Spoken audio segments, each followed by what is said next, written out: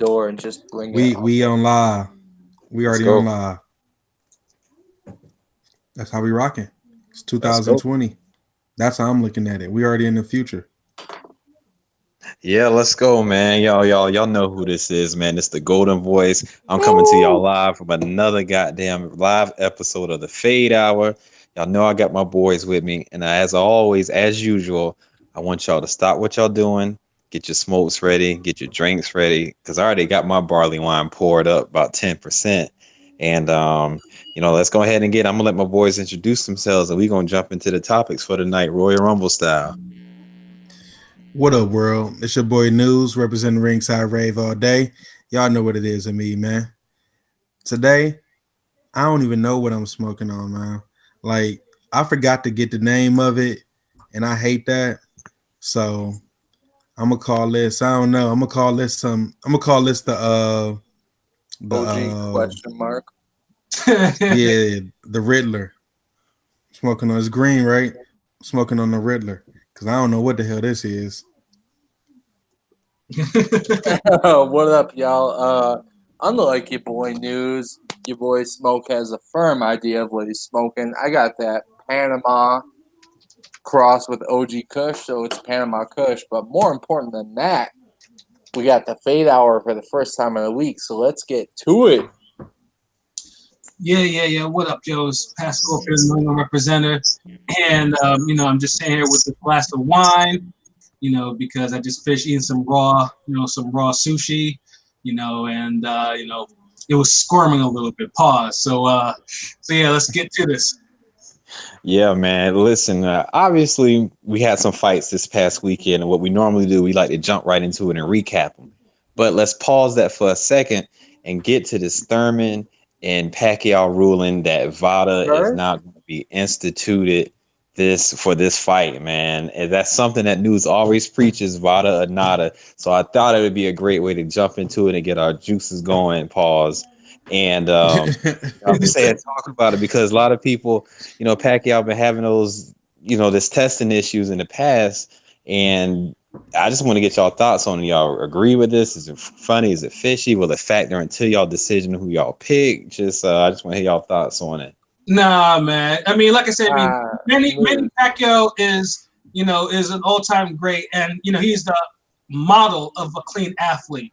So, I mean, and he's never tested dirty. So, Vada or whatever, I mean, it doesn't concern me. I'm pretty sure Manny Pacquiao will come in, a clean Christian, he's a Christian, he has a family and all that stuff. He lives right. So there's no issue going on here with this testing. People are just trying to make a big deal out of it. It's not like it's fucking Canelo or some shit like that. We have to watch that dirty motherfucker. So,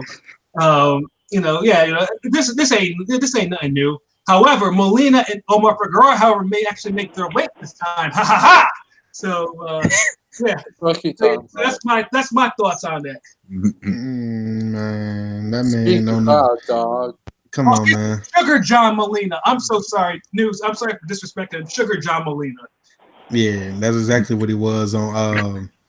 Who was that? Provodnikov? Yeah, beat him until retirement. That man played Simon Says on Provodnikov's face that night. Just hit him wherever he wanted to, anywhere the colors landed. He was just kept tagging it over and over. But man, come on, Pacquiao. I mean, really? Yeah. You want him to be juiced up? You want him to be juiced up? I didn't say that. All I said was really, why are you saying that, News? Do you think that Pacquiao has a history of juicing? Listen, man, that man said he healed his shoulder in the salt waters. Hey, come on, man. Praise saltwater Moses. That's the saltwater Moses, man. Come on, man. I can't believe that he's joining up with PBC and that Keith Thurman wants this payday so much that he had actually agreed to take this fight without Vada. And it makes me think, I wonder did AB take the fight without Vada? I can't remember. I can't even remember. What does Vada stand for? I don't know. No PEDs allowed. Stand for Voluntary Anti-Doping Agency. Well, I don't like the fact that it's not on the line for this fight. Too big of a fight, too important for Keith Thurman's career. He can't take a loss to Manny Pacquiao. He will. I didn't get to look into it deeper. Since they not having Vada, will it not be any drug testing? Or no, there will. The drug testing is going to be done by the Nevada State Athletic Commission. Oh boy. Oh. Yeah. Yo, News, you hear that? Our homie's got a job to do some drug testing.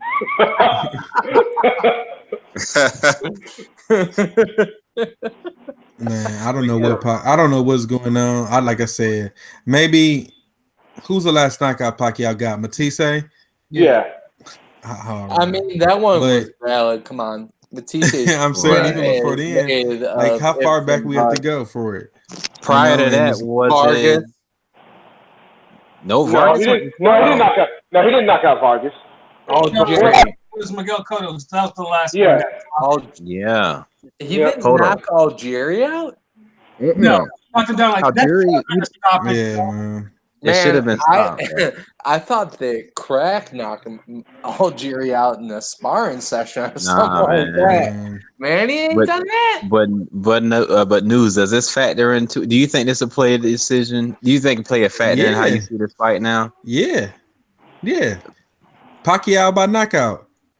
I'm going Pacquiao by knockout. I'm not going Keith Thurman. I already think Keith Thurman got a bum shoulder. I mean, whatever it is, the fact that Keith Thurman, and I've seen Keith Thurman rocked on occasion. I know Manny Pacquiao is going to be the hardest puncher he's ever faced. For sure. You know what I mean? The most awkward fighter he's ever faced. The most aggressive fighter. Well, the best Sean fighter. Porter, but even Sean Porter isn't as aggressive with Manny Pacquiao with the punch volume. Yeah. I don't know. I'm picking Manny Pacquiao. Pacquiao to take this victory. Yo, I want to get P's thoughts in there because I know he came in a little after we started. Y'all were just asking a group of fellas just how they felt about the ruling that their Vada isn't going to be instituted on this fight, and does this kind of change how you view the fight now hearing this news? Nah, fuck all that. Fuck all that. I'm still going Thurman by knockout. Fuck all that. But I don't like it.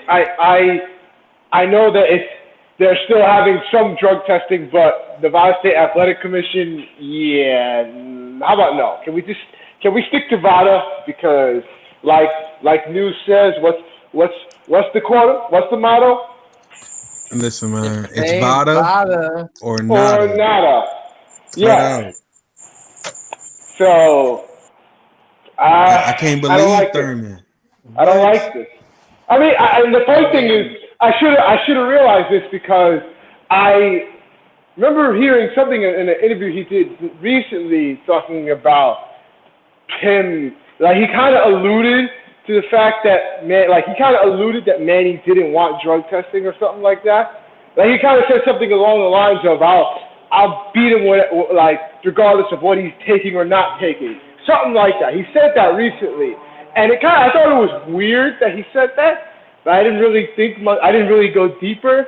Now that I see this, I'm like, it makes sense. He knows.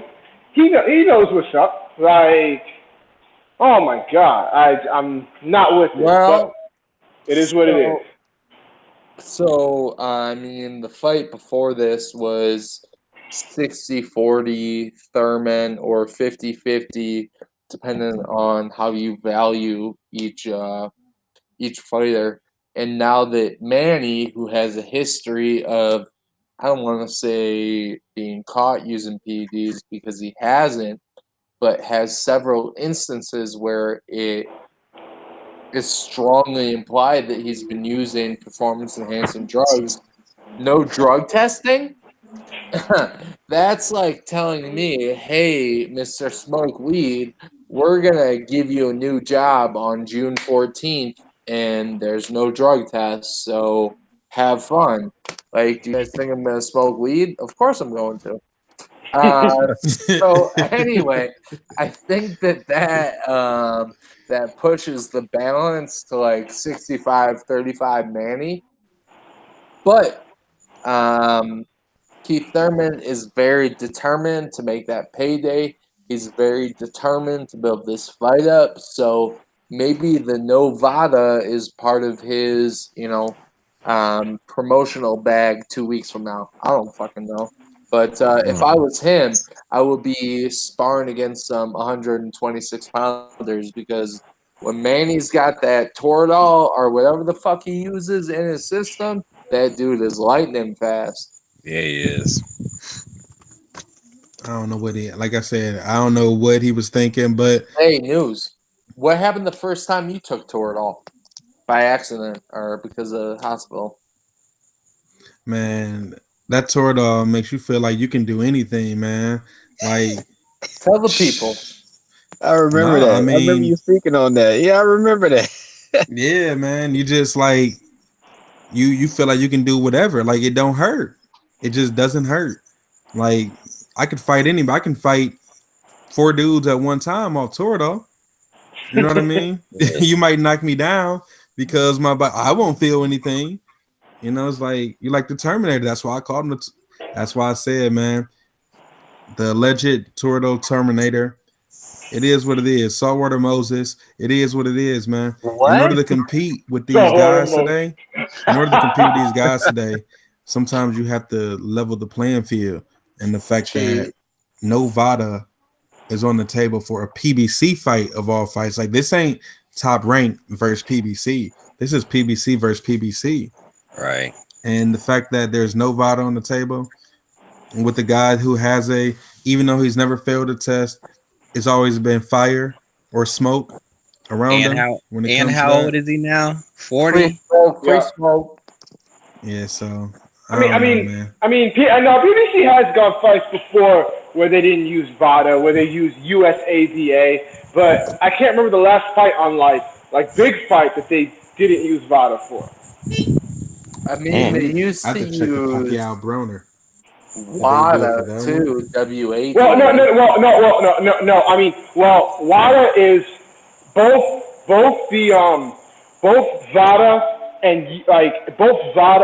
and USADA report their findings they send their findings to WADA, and WADA reports back to them if they came back clean or not, and then from then they go on how they relay the information. Vada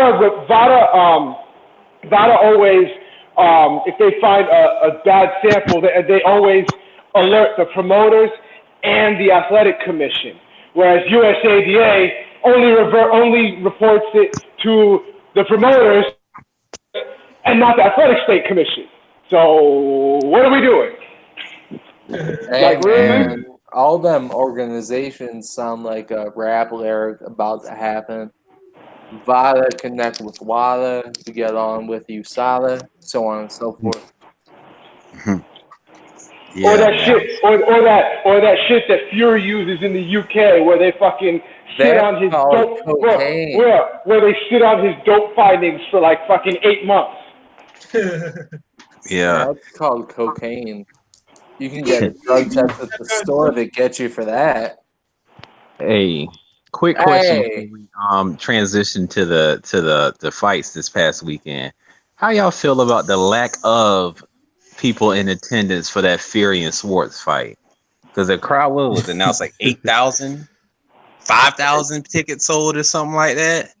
I mean, look who's in the main event: Fury versus Tom Schwartz. I mean, who's got paid to see that bullshit? Right. Yo, I echo Pat's sentiments and compound it with boxing fans in the United States don't really go to see boxing, and Tyson Fury isn't from the United States, so what the fuck did you expect? Shout out to ESPN for giving a man like millions and millions of dollars that he's not going to earn you back. I mean, fuck it. At least it was on something. At least I was able to use my ESPN Plus for this shit. You know, and it was on ESPN Plus. Man, Smoke is on go tonight, man. Hey, man. Yo, Ma, when you stop giving a fuck, it's a beautiful thing. Yeah. Right, you had too much birthday cake. Yes, he did. Son. But no, I just Yeah, wanted to City. see y'all thoughts on it because Fury always want to anoint himself the king of the heavyweight division, this, that, the third, and blah blah blah. And not know, I just because him and Wilder is coming up soon, hopefully. And but yeah, I don't care. I know Swartz was a nobody, but I still want to use that as a gauge to see how interesting they could to sell Fury over here. But obviously, like I said, you got to have the right dance partner, and Man, that was nobody care not about right. Fury, man. In order for you to come from the I was UK, trying to say it without saying it, bro. But you yeah, just I said it. mean, No one in the United States gives a fuck about Tyson Fury. yeah, nobody cares about I Tyson may Fury. be the sole person who gives half a fuck. Those 8,000 people, 7,562 came from the UK. He had the exact number. Like The nobody's rest going to were watch Tom Tyson Fury Schwartz fight. fans. Yeah, Like, no, definitely. like them tickets should have been on sale, like a special. Like I should have got that ticket and like A Jack in the some Box promo. boxing gloves or something. And it was in Like, Vegas. Hold on. Well, What do you? fucking Vegas. So, Yep. What do? Was that at the MGM? No, some other place. Was Yo, so imagine you're buying a sack of potatoes and you get a fucking Tyson Fury ticket with it. I mean, shout out to Ireland, double shout out. All you gotta do is pay for the flight. I was just thinking of the visual. They used to do that in the 90s they used to do some shit like that in the 90s with like WCW and WWF where you like fucking buy a Big Mac from McDonald's and get a fucking free ticket. that's true. Listen, I used to bro, go to go ahead, Mo. I ain't gonna perk. My Jags used to do the ticket giveaway in the early 2000s. Dog. You go to Winn Dixie at 3:00 on Friday, you get like a free ticket to the game. I mean, they had to because if not, the game would have been blacked out and nobody would have been able to fucking see it on Exactly, TV. that's what it was, dog. We used to be like 80 deep up there getting like 4 tickets to go to the game, dog. I remember the Cavs used to be so bad in like the late 90s. How I ain't many gonna years say ago? like I'm gonna say like around like 96, 97. The Wesley 98, Person like, around that era. time. Yeah. Like How old were you? yeah, man, the Wesley Person, Bob Sawyer with the blue and orange, looking like the paint going across the front. It looks stupid. Yeah, jerseys. the Fat Sean Kemp era was the Fat Sean Kemp Man, still there? I used to get tickets to those games. allegedly. So like Allegedly. I win citizenship, and we'll win like a free small pan pizza from Pizza Hut and a ticket to the Cavs game. Like we'll get Yo, like that was the Cavs game was the throw in with the small, like it wasn't even the thing. Everybody wanted the small pan pizza. The Cavs game was just another ticket. Like nobody ever went. I never forget those blue seats. I think those blue seats still there. Still there. Changed them. You finish your pan pizza, you're about to throw it away, and you see 2 tickets to the fucking Stuff Cavs. to the bottle, right? Yeah, and Yep. you're like, damn, should I throw it away or not? Yeah, we used to get 2. We did. We always got 2 tickets, not 1, 2 tickets. A small pan pizza and for citizenship, not even honor roll or merit roll. Citizenship. Just be a good guy. Like if you showed up to school type shit. Yeah, perfect attendance. That's not for even 9 that. weeks. That's perfect attendance. Citizenship ain't nothing but just not being a bother to the teacher for real. Yeah, I remember the it. Citizenship Awards, bro. That's all it is. Get that. But- You get a small pan pizza and 2 Cavs tickets. Yo, so I'm gonna tell you guys this. In 2008, I turned 21, and I was in Minneapolis for my birthday because my stepdad was living up there for his work at the time. So you're like, hey, we're gonna do something special. We're gonna get you, drunk and go to the Wolves game. So he lived like 5 minutes away from the Timberwolves Stadium, and we were walking there, like we were walking inside the Wolves Stadium, like looking for the box office. And there was just some normal ass dude wearing like a team, like, I don't know, executive VIP pass. And we asked him, we were like, hey guy, where can I buy tickets to the game tonight? Because they were playing the Lakers, and that's when Kobe was on them. and the dude was like, "Hey, do you guys just want my really good seat tickets?" And we took them. God damn. Yeah, back then and even now, if you have a shitty NBA team in your town, just go to the stadium, hang out. Someone will give you free tickets. Like 100%. That's true. It But shit. happened. We were sitting halfway down. We saw Kobe style on the Timberwolves and Kevin Garnett sit. I'm pretty sure everybody was styling on the Timberwolves back then. Exactly, dog. Exactly. But yeah, man. This past Friday, Machado and what? How you pronounce it? Cancio. Cancio, my dude. Yo, that goddamn body shot was a body shot from hell, and Machado got Machado up out of there again, man. Did anybody ever catch the fight in the card? I know I wasn't able to catch the whole card. Uh-oh. But Someone's on the Underground Railroad. What is that? Somebody on the desk. That's Machado in the bushes. That's what it is because he ain't man, Maul, you was right. You can say Cancio. I said Cancio. Listen, it don't matter what his name was because we weren't expecting to learn his name. We thought he was a fluke. So why would we? You know what I mean? What did he do? He came back, did what he had to do, hit that dude with the body shot. Push that man right kidneys into his left one and put him down.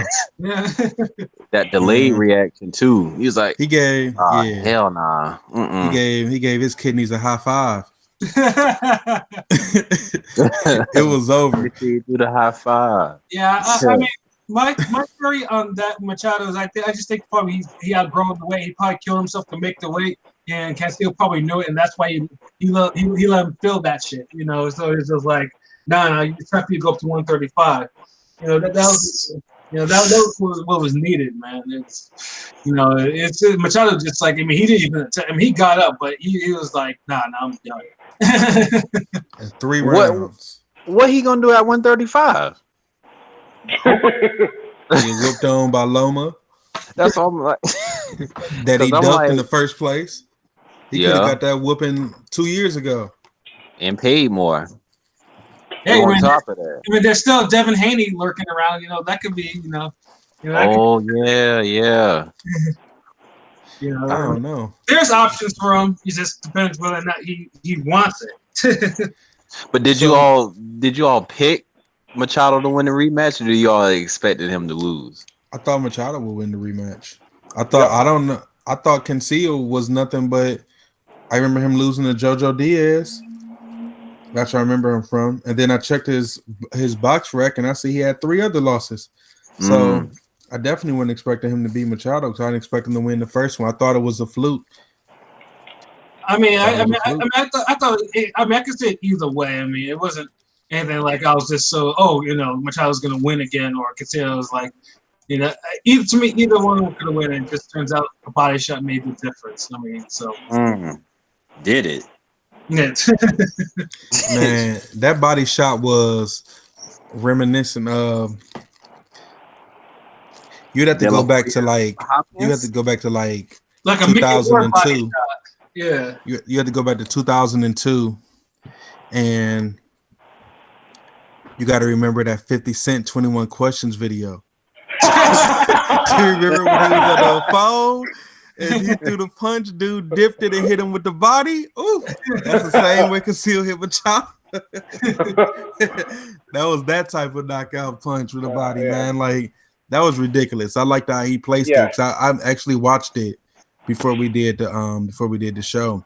I actually wanted to go back and rewatch all 3 fights, and I watched it, and that was actually the last clip I seen before y'all got in here, and it was perfectly placed, like you said, Ma. The little step back he did a little bounce like he was gonna do something, but no, it was like, cool. I think I would say that the kidney shot, a kidney punch knockout is the hitting your big toe on the bed. On the edge of the bed for your upper body. That's what I'm gonna say. You know what I mean? Like, you know how that put you down if you hit your toe and that the big toe right there. That's what the kidney shot is, man. Like, it's over after someone lands that on you. I mean, I'm surprised. No, everybody don't be screaming like Oscar De La Hoya, but we know what it is. Oh, he kind of took a dive. Fuck that. Man, De La Hoya was left doing a crybaby, bro. De La Hoya dive. Fuck out of here. I see a man got left doing a crybaby though, man. But did anybody catch the rest of the card? I wasn't able to catch it. I heard some of the fights prior to that was pretty solid as well. Yeah, like the light flyweights did their thing, man. Costa versus I think it was like Rios or whatever, man. And those motherfuckers were punching right up. Like that shit was violent. That was a violent ass fight. Like they were rocking each other for 12 rounds before the ref called that premature stoppage after Costa got the stiff leg. He was just like after he got rocked. I think it was like a left. Oh man, come on, man! You're talking about guys that are under 120 pounds, 122 pounds. That shit was probably the second best fight of the weekend. I mean, when you compare it to the fights that we're on, that's not really saying much. The bar was set low, but it was still entertaining. Right. You know what they remind me of? They remind me of when I used to watch wrestling and they used to bring out the little mini wrestlers. Oh, Max, and we used to have to watch those. Yeah, that's what they remind me of. A whole bunch of Dink the Clowns. Yeah, I remember them. Puerto Rican. Big, cheesy, queasy. Yeah, that's what they remind me of when we start talking about these little fighters. Like, come on, man. Yo, shout out to Andrew Cancio for knocking Machado the fuck out. Machado did not stand a chance after the first round. Shout out to Rigo doing his thing, although he got pieced up. Man, he just about to sit here and ruin my next topic. I thought you guys fucking went over it. Yo, no, I'm talking about Rigo. Hey, man, I'll go straight into it. I guess I have no choice but to transition to Rigo. Actually fighting a different fight than we've ever seen him. Actually sat in the pocket.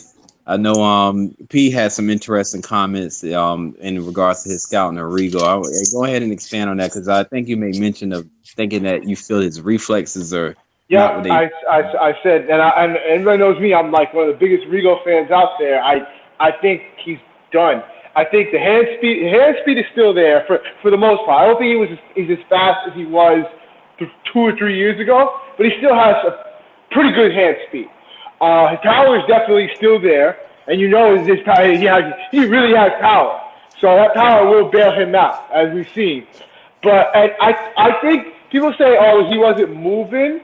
I do think that he can move if he has to or if he wants to, because I think he can physically still move. I think he has still the physical movement. It's just the reflexes. The reflexes are shot, and you could tell when listening, when watching, there were things that shots that he were getting hit with that he would never get hit with 2 or 3 years ago. It was almost like he just couldn't get out the way quick enough. Like punches like that, you can't move as fast as you could, as he could 2 or 3 years ago. Just a little bit, an inch, what people don't realize, an inch off of those punches, just an inch of getting hit with those things that you could graze, that you get hit flush with, even just a little bit, that hurt. And he was hurt, and he was hurting him. And Rigo was hurt like 2 or 3 times. Yeah. You could tell he was raw. And when Rigo gets hurt, you could tell when Rigo gets hurt, because when he gets hurt, his instinct is to just go gun blaze and start fighting that, fighting fire with fire. Yeah, he tried to answer when he get hit. I knew he was hurt. Yeah, the way he answers, he gets really aggressive, more aggressive than usual when he gets hurt. Right after he gets hurt, he just tries to just get on the offensive as a counterattack. Gets a little wild because Rigo's not wild. So I know when he's getting wild in retaliation that he's hurt, and that happened 2 or 3 times. Yeah. So he managed to get the win. He managed to get the knockout. Some people think that it was it was an early stoppage. Yeah, I think you could argue Euro stoppage, and by that I mean, sorry, Pete, that's a stoppage that would only happen in Europe, except yes, I know. in the United States. But I think I think if he fights top competition, I don't think it's going to end well, unfortunately. It depends who. He'll be fine at 122, not at 126 though. Yeah, I mean, this fight though was an eliminator for the WBC, so he has Ray Vargas, who's the WBC champion, up next, and that's gonna be a firefight. And I don't see Rigo taking. I mean, Seha is not a top 122 fighter, and Seha was landing on him like he bumped him up. So it's just like. But Rigo stayed in the pocket for right reason. I mean that's the thing. Though. I mean, hold up, Pat. When it got to the 6th, 7th round, he was doing those half steps to go outside, but he would always come back in. So if he stayed focused on boxing, I mean, it'd be Rigo. But I think he's trying to show out to try and get that cash, dog.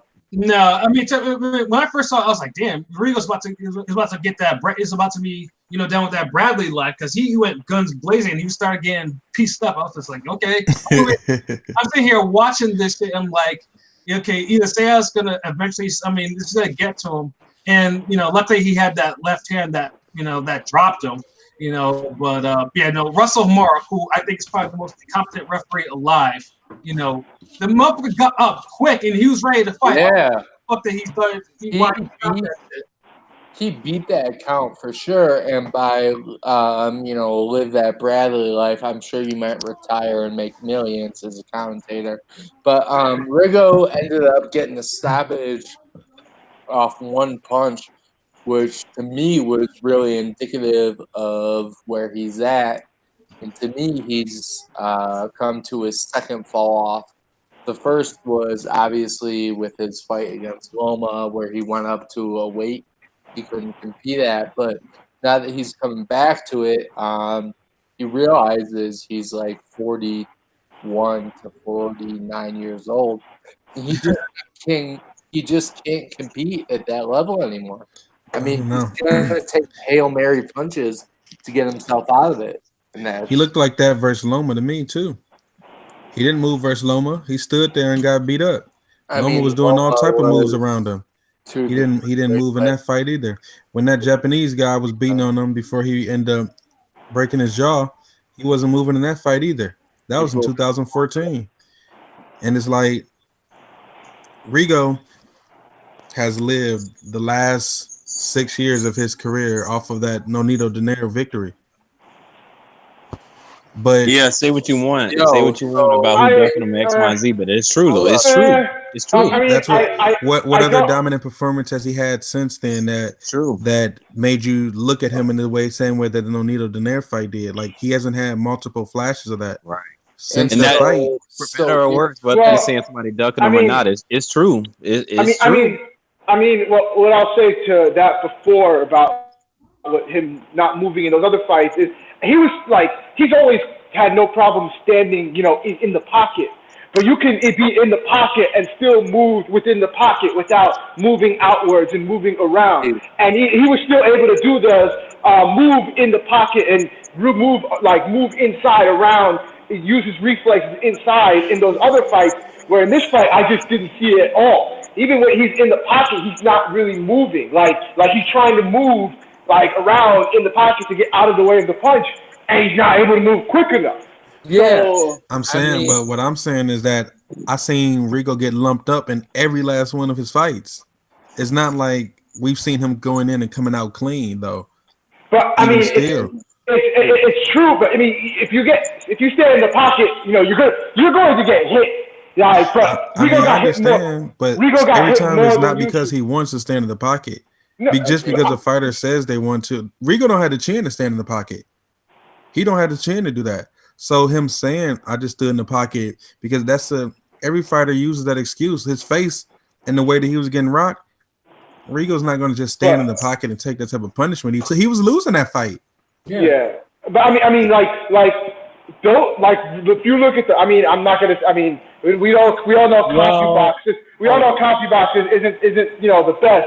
But even if you want to even look at CompuBox, he was getting hit at like 30-40% punch rate. Like people never land 30-40% of their punches against Rigondeaux. That never happens. At one point, he had the record for like lowest punch percentage against.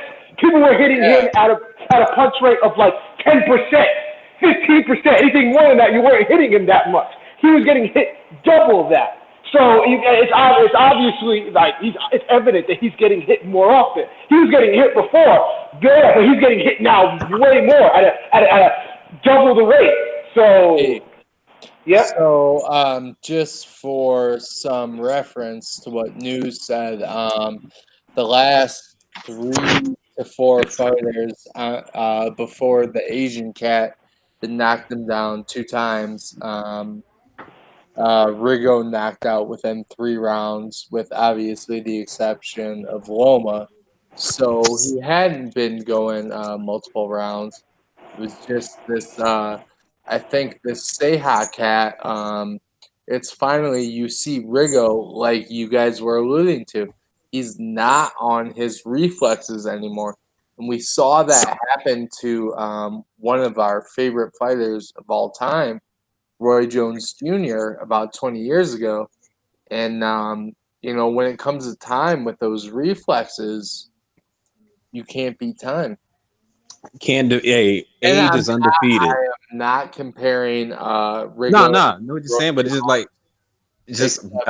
age is Father Time is undefeated. You know what I'm saying? Like you can't move like you're 32 or 31 years old forever. You just can't. You know what I'm saying? Yeah. So you want to, but you just can't. On top of that, shout out to Joey Spencer. Watch your fight from the last weekend 100 times over the next week until you change your style up, because the Roy Jones Jr. style ain't for you. Yeah, I'm not P, but Pat, I want to see how you felt about that fight. I know you commented on it that you wasn't that impressed. Not at all. I mean, Joey Spencer, because would you be? I would say no. I think Al Heyman is really pushing him for some reason. Like to me, he's giving me a Joe Macy vibe. I don't know why, but I think for a guy who has 6-7 fights, like he's literally had all his fights televised, and I don't think he should have all these fights televised right now because all his flaws are out in the open, and like this fight was no different. I mean, dude got gassed after like 3 rounds. His hands were down, trying to like Smoke said, like, and if was it Black? Hakeem Black tried to put the black on him, but if Black was a little bit more accurate and knew how to step back and create space for himself, he could have really pieced Spencer up. Imagine if he threw actual punches instead of arm punches. Yeah, exactly. I would say because he wasn't giving himself space. Like he was in the pocket, but he was throwing him, but he was not hitting him the way he should be. And I was like, step back, hit him. Like he could have stopped him, but Spence. I mean, even then, Spencer, yeah, Spencer still got bloodied. Like he got bloodied up and everything like that. So yeah, no, they need. I think they need to like slow this cat down a little bit and tell him and put him right after the fight, after Ghost Guerrero or something like that, off TV for a little bit. They're kind of pushing him kind of too quickly, honestly. Like I can't. At this rate, he's not going to last long if they're pushing him at this rate. He's obviously not ready. And he's especially with the PBC Prospect of the Year 2018 tag on him. Every single cat that's 8-1, 4-2, 9-3, what the fuck ever. They're gonna be like, all right, this cat Joey Spencer is nice. Well, let me see how he does with this, and that. If you can't go 6 rounds without gassing, he's not. If that was an 8-round fight, he would have lost. Yeah, if you can't go 6 rounds without gassing, but he is only 19 though, y'all. Huh? Yep. Go ahead. He is only 19. Like we still got to give him some time to grow. He only 19. He only has 8 fights. Because that black fight. That's why you keep him in 4-rounders, bro. Yeah, but but you can also learn on the job. You don't have to keep him in 4 rounders if he's still winning the fight. But I think you got to put him in there to learn. But he got into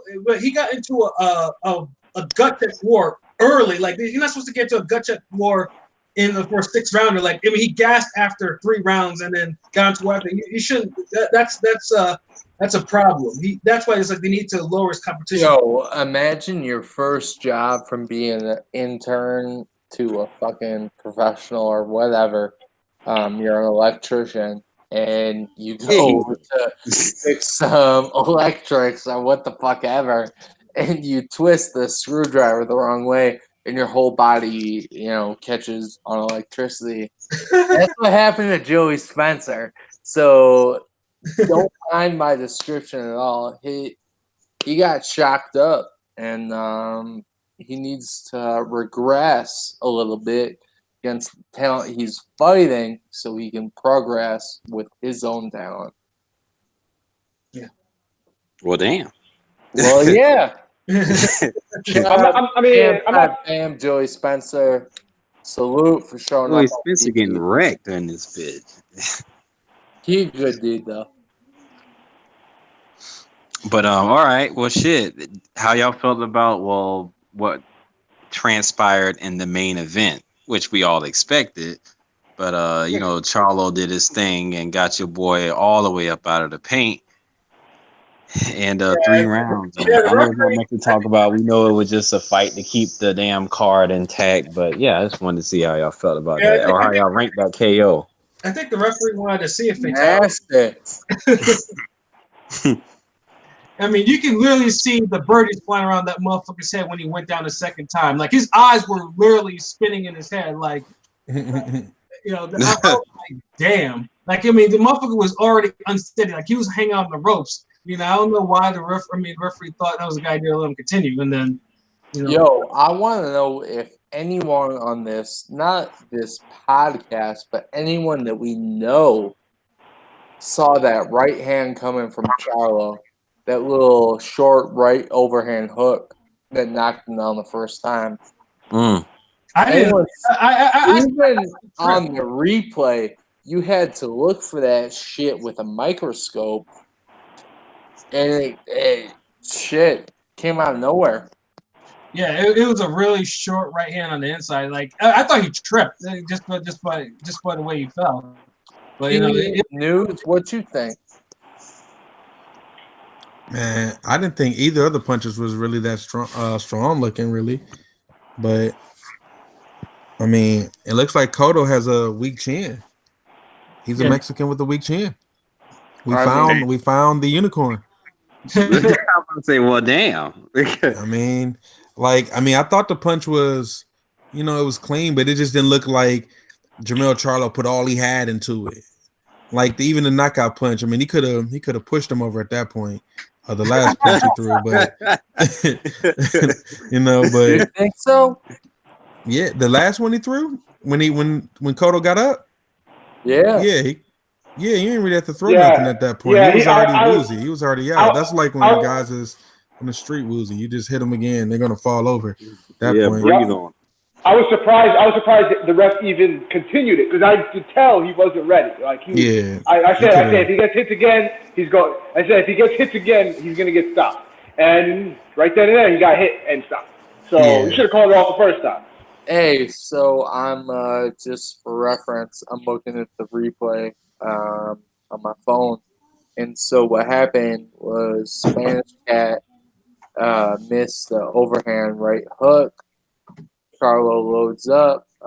Other cat misses a straight left, and then he gets hit with the right hook, like unbelievably flush. Like that's one of the shortest, flushest punches that I've seen since Marquez knocked Pacquiao the fuck out. That's why you can't see it. I like to say this.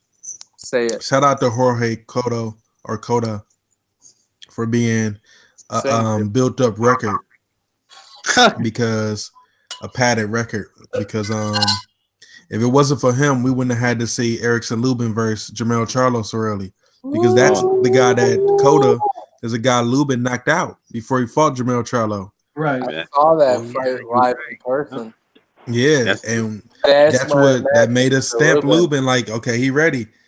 But come to find out, a couple years later, KOTY has 4 losses now, 3 by knockout, including losing to somebody I don't even know in his last fight before he fought Charlo. So that's how it crumbles sometimes in boxing, where prospects, because at that time I remember KOTY, I think he was like 25-1 with all those knockouts. 25-2 coming into the fight, going up against Lubin. So it's weird that it happens like that in boxing, but if we can look back, if we can look back, we would know that that's nowhere near enough that you would need to fight a Jermell Charlo. So news, just to add to that a little bit, that was the second live card that I saw, and Lubin at the time was like, I don't know, 20 or 19 or something like that. And he also beat KOTY in 3 rounds, I think. And it was just extremely impressive because KOTY didn't seem like he had any idea what to do. So I know it's happened before, but I think Charlo Lubin 2, maybe not in 2019, maybe in like 2020 or early 2021.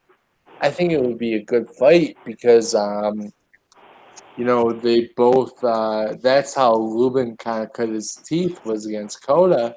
He's only gotten better since. So to see Lubin knock the same guy out in just a little bit more dramatic fashion makes me think, okay, they're more suitable for each other once Lubin gets into his, groove. No, I don't know, because outside of KOTY, the best win that he got is Ishe Smith, and the old Ishe Smith. But I mean, a part of that is how you look when you're doing what you're doing. Understandable, but shout out. I don't know. I like Erickson Lubin, of course, but Jermell Charlo is in his prime right now, physically, mentally.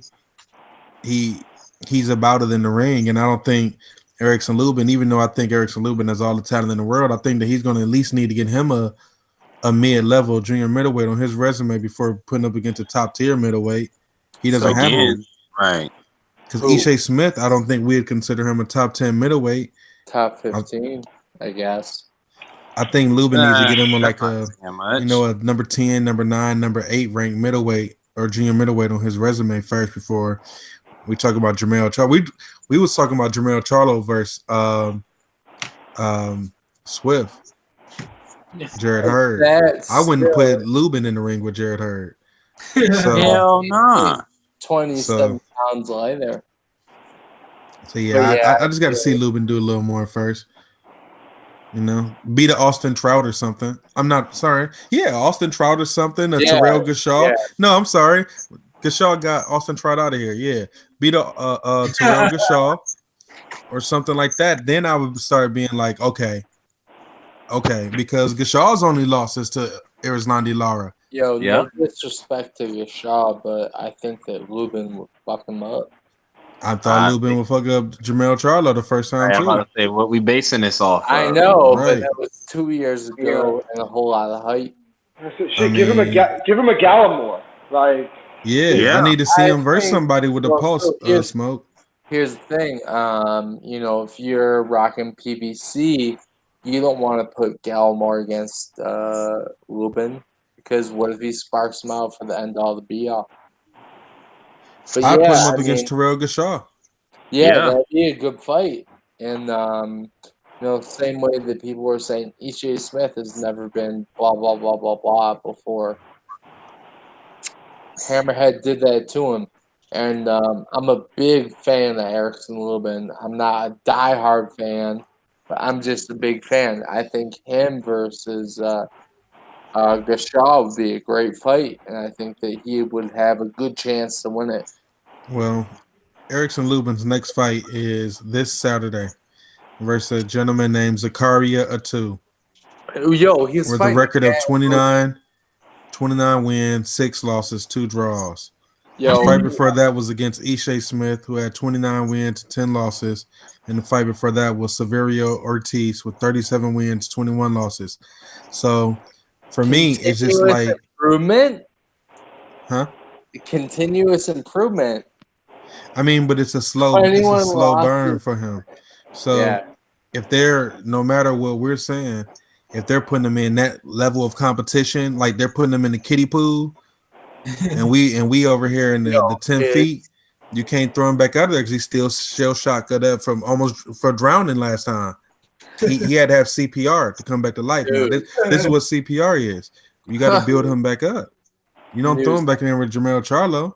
I don't even think it's that. I think he's getting roughed up in sparring. If he's fighting cats with 10 losses, 6 losses, he's probably getting dropped, like 3 or 4 times in sparring. He fought Charlo in October 2017. That's almost 2 years ago. And the highest level of opposition he's faced since then is Ishe Smith. So if we're talking about him fighting a championship fighter, because I think we'd all agree that Jermell Charlo is a championship fighter. Yes. I don't see Erickson Lubin in that type of light right now. And I think that he'll just suffer the same fate or even worse because he felt it already before. So even this one will be even worse. The first fight was hurt for his ego. The second one was going to be for his mental. I don't know. That's how it is. I'm telling you. You beat somebody up the first time, they come back, and you beat them the second time, they mentally defeated forever. You'd never be able to beat Jermell Charlo if that happens. Let's see what happens with Lubin after his fight this weekend. I mean, he could easily lose it. Man, if he loses to this guy, then they need. He's not losing to this guy. No, man, this guy fought this guy is just a French journeyman, man. Okay, so let me give you some background, man. So Zakaria 2, 29, 6, 29 wins, 6 losses, 2 draws. His last name 29 wins, 7 KOs. This guy, his last fight was an 8-rounder. His 2 fights before that was a 6-rounder and a 6-rounder. Then he fought 2 12-rounders back to back. Then another 6-rounder. Like, this guy's a French journeyman. He fights whatever, whenever, however. Well, isn't this fight an eliminator too for some reason? Yeah, I believe so. Right.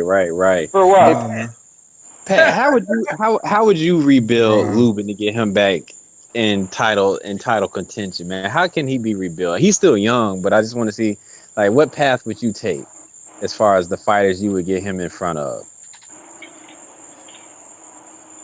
I mean, fighters like this, I guess, to get his confidence back up. I mean, he should body this cat, and then he should up his talent, his opponent's talent level to someone like who's a mid contender or some shit like that.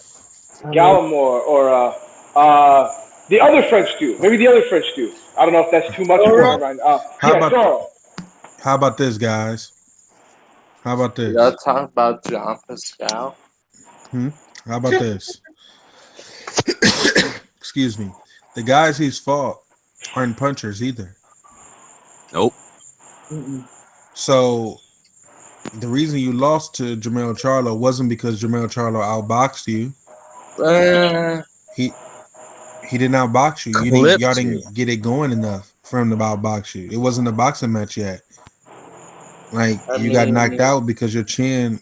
Yeah, you got hit perfectly, but I mean, it was a Roy Jones Jr. with my dog. Man, Roy Jones Jr. wasn't getting knocked out like that at that age. He was doing. He made a rookie mistake. He ducked in. But anyway, continue. I just look at your like I said, I just look at your patterns. That's how I judge people. If you almost drowned the last time, and now every time I'm asking you what we about to do this weekend, and it's hot as hell outside, and you never want to go to the beach, I'm gonna think that you're scared of the water. Yo, you know what I mean? This man fighting guys with 7 knockouts, with 10 Ishe Smiths, and like, I need to see you. Now we're talking about Nathan Gallimore might knock him out. Like they may be scared of that right now. Like you got to look at that. You have to look at who you fight. It's not about just the resume. It's about what they bring to the table too. And if I'm putting you against fighters with padded records, but they don't have any power, I might be waiting to show something. Right? You never know. You never know. You never know how he believes in the shin. Yeah, he went to sleep. That's damaging, especially in the fight that you was pumped up to win. Remember, Jermell Charlo was that's where Jermell Charlo became who he is now because of that whole incident with how Erickson Lubin was the hyped up guy. Right. Erickson Lubin was supposed to be the champ. He was supposed to have been the Devin Haney's, the Tanks, the all them. Erickson Lubin was that first. He got knocked the fuck out. Yeah, he had all the hype. Let's not. He had all the hype.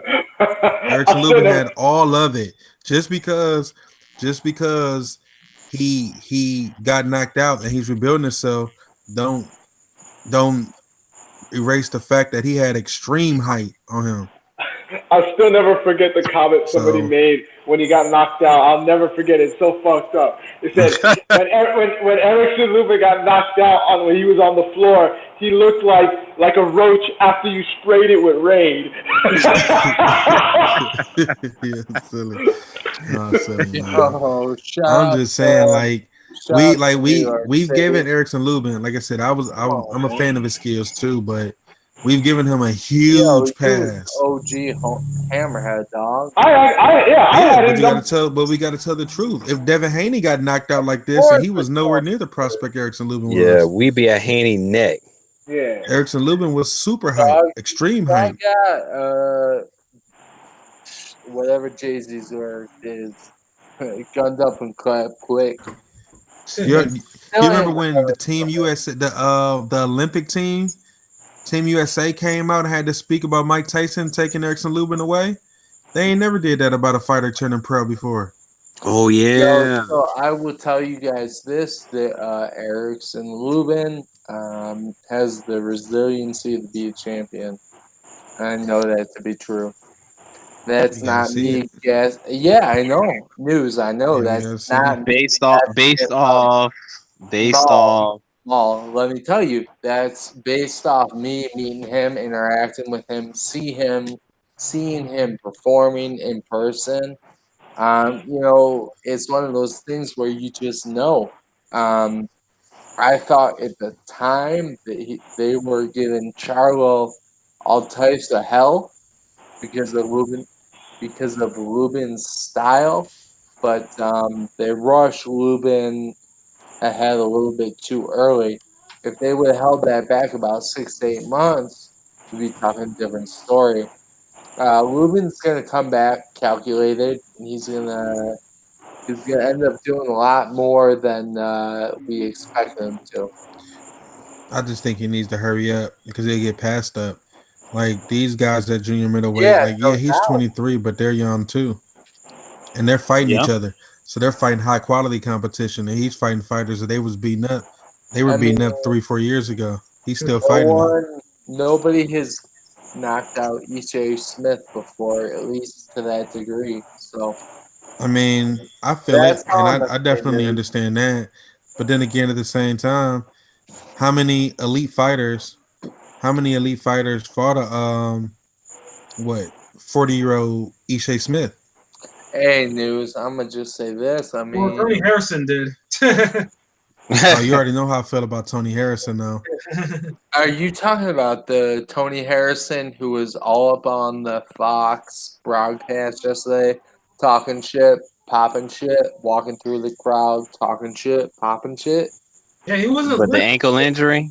Yeah. No, that Tony Harrison does not give one single fuck about Dio Charlo. That Detroit in him is coming out.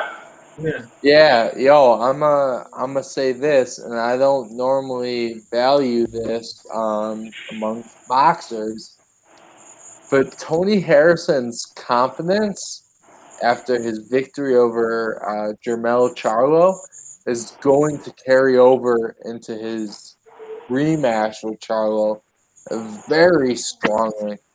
I think that. Sorry, all I was going to say is I don't think Charlo will know how to deal with it because it's a whole different type of confidence.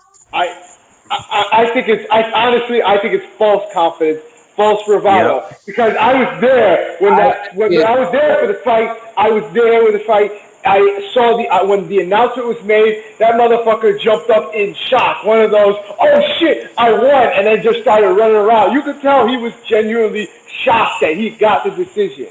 So now he's trying to like kind of play it off. Like now he's trying to build on that because he knows that Charlo's upset. So now he's like building it up, kind of like it's fake confidence. It's a little bit of false bravado. I'm gonna say this, man. I mean, I know he's going off his Detroit whatever, but I'm a Cleveland guy, man, and I already seen the Cleveland dude give Tony Harrison them hands, and he didn't want to run it back. I heard that face to face from Willie Nelson that he tried to get Tony Harrison the rematch, and Tony Harrison did not want to run it back.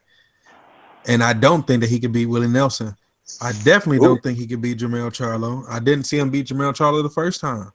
I do think he's talking, he's running his mouth, but I just think that's all he's doing, trying to get his name up, get his buzz up. But the problem is, until he does it again, nobody believes him. Nobody believes you. It's easy to talk trash when nobody believes you. Yo, Mal, tap me in when it's my time. What's up? I said tap me in when it's in my time. Oh, go ahead, man, because I was about to say, man, if anybody ain't got anything to add, I want to go ahead and have us wrap it up. But go ahead and speak your piece, brother. News, I obviously respect your opinion because I know you had that conversation with homie Will Nelson face to face. I'll say this about Tony Harrison versus Jermell Charlo. Tony Harrison is 100,000% in Charlo's head, and he is about 22.5% better boxer than him. So, one thing that Diet Charlo has not changed, he is a headhunter. He will try and knock you out every single time. 24 rounds out of 24. And that's where he had an issue with Harrison in their previous fight. So, unless Tony Harrison is fucked up by his ankle, I think that he will play on Diet Charlo's emotions. I don't want to say flaws, but just his emotions. Yeah, and overextension of his abilities, because having that fight in between is good for Charlo because it will give him confidence. But the type of person that he is, it'll also gas him up. The more gassed up he is against Harrison, the more he has to lose. So anyway, I just say that Tony Harrison ain't beating no Jermell Charlo, man. That's Tony Harrison, man. Hey, we'll see what it is when it is. I mean, hey, shout out to New York City. Yeah, man. It's your boy Smoke. Hold up, News. Let me peace out. It's your boy Smoke. Spread love, peace, and happiness, and tune into the Fade Hour Mondays every single week, no matter what. Holla. Yeah. What up, yo? It's Pat Scorpion represented.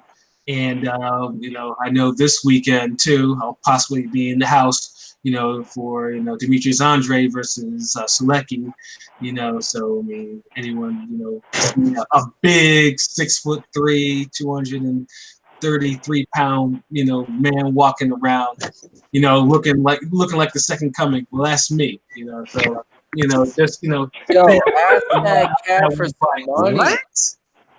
Huh? Tell him, Pat, let me borrow $12 for a drink.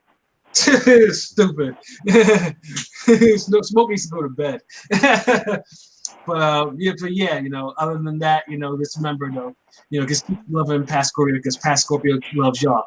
All right, peace. What it do, baby? It's your boy Pete.